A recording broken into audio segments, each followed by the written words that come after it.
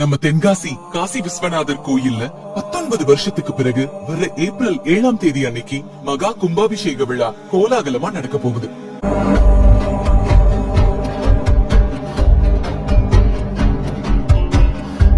தென்காசியில 1445ஆம் ஆண்டுல பராக்கிரம பாண்டியன் என்கிற மன்னரால கட்டப்பட்ட பழம்பெருமை வாய்ந்த கோவில் தான் அருள்மிகு காசி விஸ்வநாதர் திருக்கோவில்.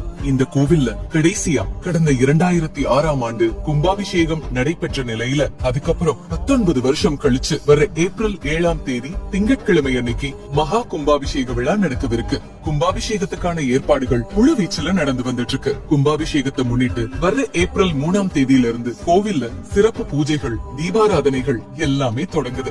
ஏப்ரல் 7ஆம் தேதி காலையில 9 மணியிலிருந்து 10 மணிக்குள்ள உலகம்மன் உடனுரை காசி விஸ்வநாத சுவாமி கோபுரங்கள், விமான கோபுரங்கள், மூலஸ்தான பிரதான மூர்த்திகளுக்கு மகா கும்பாபிஷேகம் நடக்குது. கும்பாபிஷேக விழாவை முன்னிட்டு 178 அடி பிரம்மாண்ட உயரத்துடன் 800 சிற்பங்கள், 11 கலசங்களுடன் விண்ணுயர நிற்கும் ராஜ கோபுரம் வண்ண மின் விளக்குகளால ஜொலிச்சிட்டு இருக்கு. பொதுவா கும்பாபிஷேகம் நடக்கும் போது அந்த ஊருக்கு நல்ல ஒரு செழிப்பு கிடைக்கும்னு சொல்லுவாங்க.